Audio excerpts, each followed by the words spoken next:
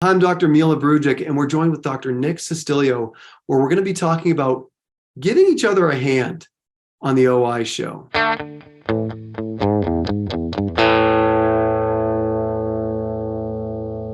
Nick, thank you for joining us again on the show.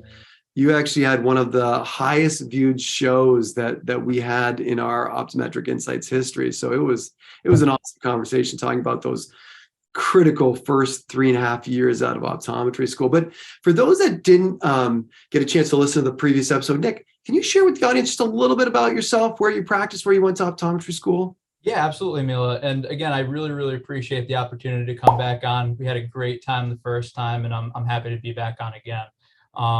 So just a little bit about me. So I graduated from SUNY College of Optometry back in 2019. I've been working really, fully into OD private optometric practice since graduation. And recently, to be more specific, I'm working in Fairfield, Connecticut. I was born not too far away, so I decided to stay around the area, and I ended up finding an opportunity in Fairfield, Connecticut, which is where I actually ended up buying my practice this year. But essentially, I started out there part time, had multiple part time positions, working at, in private optometric practice. And I ended up, buying, like I said before, this practice in Fairfield from the retiring doctor back in April of this year. So, and everything's been working out beautifully. Nick, it's so amazing to see you because I knew you as a student, and you can always see and tell the leaders because as a student, you were involved in the private practice club at SUNY, or the State University of New York College of Optometry. Then when you graduated, you had that experience firsthand as being an employee doctor working for other optometrists. And now you've really progressed to that ownership. So you really have a unique perspective, Nick. In particular, it wasn't the easiest time over the last several years with COVID and everything to kind of get into ownership. So you've really done this in a challenging way. Now, one of the things that I praise optometry school with is that opportunity to two things. One, give us that didactic information, make sure that we can appropriately care for patients. And two, really fostering this opportunity for the creation of these student clubs, in particular the private practice club, that gave you that forum, that ability to share things with students after school hours. And also too, I'm assuming that we all had some level of practice management courses in optometry school. But Nick, is there anything now looking back? So you're 3.5 years graduated. Is there anything when you look back now at your optometric schooling where you wish, like, man, I wish somebody would have told me a little bit more about this topic, or I wish I didn't learn this kind of the hard way after I graduated optometry school? And share with us some of those things that you learned when you graduated that you wish somebody would have told you about in optometry school. Yeah, absolutely. I mean, in optometry school, they really do a great job, obviously, of training you. Speaking from the experience at SUNY, to become an optometrist and a great doctor, but they don't really teach you a whole lot of the financial side of things, right? And one of the things that I had to learn, and on a pretty quickly, basically how important budgeting and we could get into a little bit more specifics in terms of saving for retirement. But I would say really more the budgeting for specific things, certain investment opportunities. Are you talking about budgeting like for your actual optometric practice, or personal budgeting, or both? I mean, we'll definitely both now that I'm a practice owner, but I would say even budgeting as a as a newly practicing doctor, right? I mean, they really don't teach you the specifics on how to do that, and all of that. So I would say, like, for example, just to throw out a specific example, IRAs, right? It's really important to save for retirement. I was kind of blasted with a lot of this new information. what is an IRA? How do you save for it? What's the maximum amount? What are the benefits? What is a traditional? What's a Roth IRA? What are your, what can you do? What can't you do? What can you get penalized for, right? They don't teach you about any of this stuff. And, I find that, obviously saving for retirement is extremely important, and something that I certainly wish that I knew a little bit more about, before getting out into the real world. So Every time I meet with my financial advisor, I still level set. So I say, oddly enough, one of my financial advisors, his name is Nick. So I say, oh, hey, look at that. I just want to make sure I'm understanding these different categories correctly. So this is this one, this is this one, this is this one. Are those statements correct? And he says, yes or no. And he corrects me or autocorrects, and then we continue with the conversation. No, Yep. I couldn't agree with you more. That was all stuff after the fact. How comfortable, Nick, were you in optometry school? Like, even like, let's say, for example, somebody said, hey, Nick, we're going to give you an opportunity. We're going to employ you. You're going to get $100,000 as an employee doctor. How comfortable were you with even understanding like what that actually meant at the end of the day, like what you'd be receiving, or, after the taxes that you were obviously paying, like how much you'd be left with to budget for other things in your life?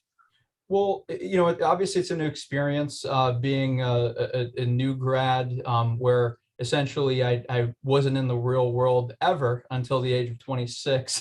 So really, jumping out, it was a little bit nerve-wracking, but once you start paying off some of your more immediate debts, oh, I owe $1,000 to my parents here because they helped me out, and all of that. And you start to realize at the end of the day, okay, well, this is actually what I'm taking home. This is actually where I'm able to save. And it took quite a while to really get comfortable with that.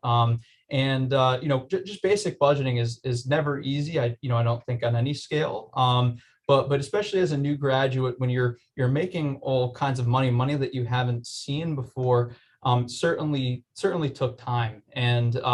And yeah, but overall, it after I became more comfortable with okay, well, this is what I can budget for this, and I have to pay X amount of dollars for student loans. It really became a little bit, I became a lot more comfortable with it all. Yeah. Nick, I'll tell you, my sentiment is so similar to yours. I even remember going through school, I remember even in undergrad and high school, we'd have to do these calculations on interest and compound interest and what that actually meant, in terms of not only saving, but also dollars that we'd have to pay back to somebody that loaned them to us. Of course. It's very rare that you go through that calculation, that process of really understanding what that actually means. I wish somebody would have done two things to me in optometry school. One, I wish they would have grabbed me by my ear and sat me down and said, this is how taxes work, and make sure you understand this. You don't have to know exactly how to calculate it, but make sure that you understand taxes and tax brackets. Yep. And the second thing is, make sure you understand how loans work and how repayment works on loans so that you know what to expect. It's not just the payment and that whole payment goes towards your principal. This is how much goes towards principal and this is how much goes towards interest. I really wish somebody would have, again, really sat me down and gave me that kind of honest, wholehearted response as a student. Couldn't agree more, Mila. Couldn't agree more. And, really, what you'll find out is that you certainly want the compound interest going in your favor, not in the opposing favor. But really, it also takes some time to sort of think about, because there's multiple schools of thought, of course, when it comes to debt versus, good debt, bad debt, and then also just overall having debt versus investment opportunities. And do you take the time to spread your payments out a little bit more when you have debt, so that you can take a little bit more opportunity to invest and have your money work for you on the opposite side, right? But that stuff takes time, and we're no finance majors, so or MBAs, and these things certainly take time to learn, and certainly wish that we had that prior to getting out. It is, I'll tell you, Nick, one of the toughest things that I had the problem with, or the challenge with, was there wasn't any definitivity in the answers. There's options, there's things that you can do, but there's not that clear, like, do this. Yeah. Yeah. Just do this, Mila. Do this, and you'll be okay. I think that through school, we've just been trained to kind of follow the steps as we went along, because if we wanted to be optometrists, we had to do this, and our path was paved. And I remember the first time I actually felt like I had a little bit of choice in the matter was that the fourth year rotations, because that was the first time you really were like, okay, where do you want to do your rotations? What do you actually want to be exposed to? What do you want to see? And that was really the first kind of taste of it. When you graduate, it's all decisions that you make, and you can only make those decisions based on what you know. And the more you know, even though it might not change the decision, you feel better about the decisions because you've considered all the things on the plate as opposed to just taking a few small things. It's kind of what I'm remembering when you talk about the IRAs and everything. Exactly. Yeah. Yeah. And that takes time. It takes a lot of time. Well, Nick, hey, listen, this was awesome. You may be aware of this, but we're actually coming out with an Optometric Insights handbook, and it's going to be free, available to every single student, every single college of optometry across the US and Canada.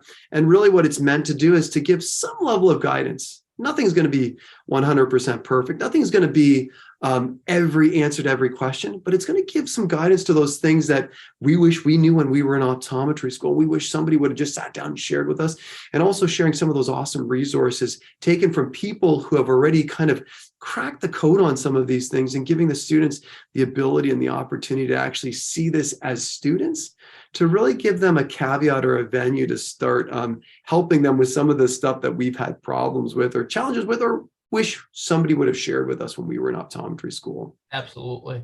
And just to say, I love that Optometric Insights is doing this, because it's certainly something that I wish that I had as a student.